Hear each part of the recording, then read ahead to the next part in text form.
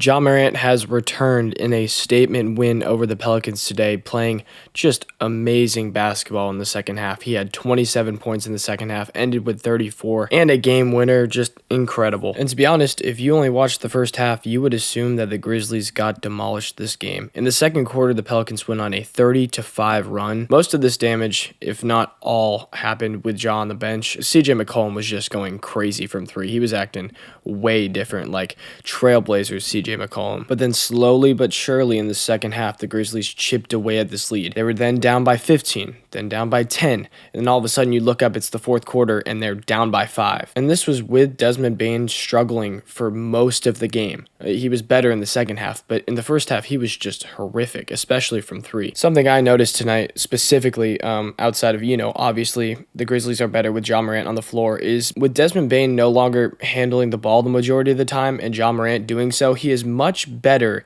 at finding that corner three skip pass. Ja picks his head up, surveys the floor, and if the low man is too low, he skips the pass to the corner. And Santi Aldama had, I think, 1 or 2 threes tonight from that just quick little skip pass in the half-court offense. And before I get into the game winner, something that the broadcast kept talking about was the fact that Ja Morant looked winded, especially in the third quarter, and kind of down the stretch in the fourth quarter, talking about how, he needed that free throw break. Stuff like that. I guess that's to be expected for a guy that hasn't played a full NBA game in 8 months. You would hope that he would be in a little better shape, but again, it didn't end up mattering, so what does it matter? Those last 2 possessions by the Grizzlies were so well executed, they forced CJ McCollum to take a tough three-pointer. He was hitting those in the first half, so you can't be mad at that shot. You could say it was a force.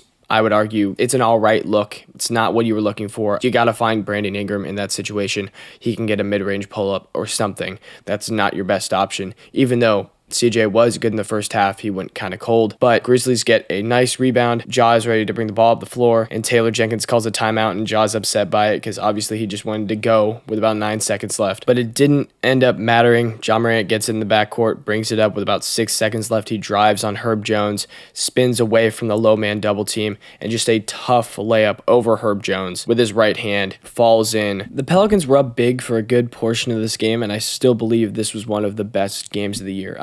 34 points, 6 rebounds, 8 assists, and a game winner after a 25-game suspension and all the controversy. Now, Ja played amazing, but another man on the other team played just as good. Brandon Ingram had 34 points, 6 assists, 4 rebounds. His last 11 shots, he was 10 for 11. Most of them were mid-rangers. For that period where he went 10 for 11, he was borderline unguardable. It was ridiculous. He was taking those insane fadeaway mid-rangers, and every single one of them was falling. Every single one, and he dropped Desmond Bane and hit a mid-ranger. Just one of the craziest crossovers to send that man flying that I've ever seen live. Jonas Valanciunas had a big night. He had 22 and 14 rebounds.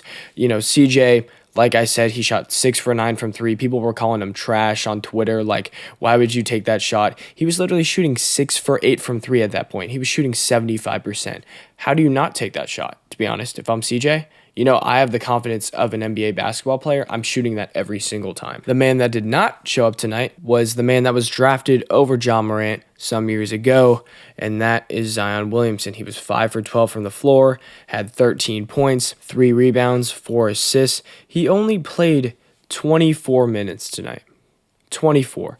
Because frankly, Herb Jones was playing much better than him. He was lively on defense. He played his role. Zion just kind of, I don't know what the deal was. I went back to check the injury report because it seemed like Zion was just not himself tonight, and he was questionable with an illness before this game. So that kind of explains a little bit. He just has been non-existent these last few weeks. Outside of that game that he had, whenever everyone was calling him fat, he had 32 or whatever. But since then, he's just been all right, and that's frustrating because it's Zion Williamson. It was 36 points instead of 32 points. I was wrong. But to clarify my argument, he had 36 against the Timberwolves, a week and a half ago. He had 33 against the Sixers on November 29th. He had 27 against the Bulls on December 2nd. And then outside of those performances, in his last 10, he had 12 against the Spurs, 10 against the Kings, 13 against the Lakers. He didn't play against the Wizards. He had 21 against the Hornets in a 9 for 16 game. That looks great. 15 against the Spurs, and tonight, 13 against the Grizzlies. That is not all-star Zion Williamson. He's not even really in all-star conversations right now. He's really not. When Zion was the number 1 overall pick in the 2019 draft, if I told you 4 years from now he'd be averaging 22.5, 6 rebounds, and 5 assists, yes, that's a good stat line, but is it as good as you would have hoped? I can't say it is. It's not. You expected him to be, an all-NBA caliber player. You drafted him number 1 overall. And it sucks because the Grizzlies have a guy that they drafted number 2 overall in 2019, and he cooked y'all tonight. He cooked y'all, and he missed 25 games before that. It's frustrating. Honestly, I would be saying this whether the Grizzlies won or not. Yes, I wouldn't be hyping Ja Morant up as much if he had like a 25, 4-4 night. I'd be like, he probably could have played better tonight and maybe the Grizzlies had a chance to win. But the Grizzlies did win, and Zion only played 24 minutes and he only had 13 points.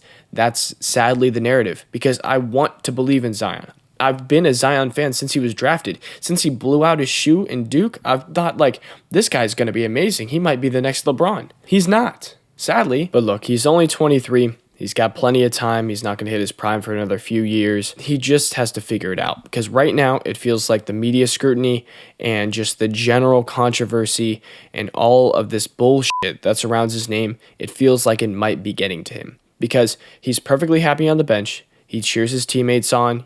There's no sulking, sadness, just general feeling bad for himself. There's really none of that. So I don't understand. Is this just Zion? Is he just a 22-6-4 guy? Or is he more than that? To me, I think he's more than that. I think the Pelicans believe that too. I hope we look back in 2 years and realize that this was just a stretch of Zion's career, that he was just young, he needed to figure things out, and he's in a much better space. But as of right now, it is a little rough. There was a second half to this video originally talking about how Steph Curry was the odd man out in the All-Star starter voting, picking Luka and Shea over him. But I was editing, and I just watched that Warriors-Celtics game and that Steph game winner. And man, I don't know anymore. So I'm going to leave it at that. I'll come back to that thought. But anyway, y'all take care. Have a good one. As is Rose, but they are shorthanded, and it has been a rough season. Ingram drops Bane and hits the jumper.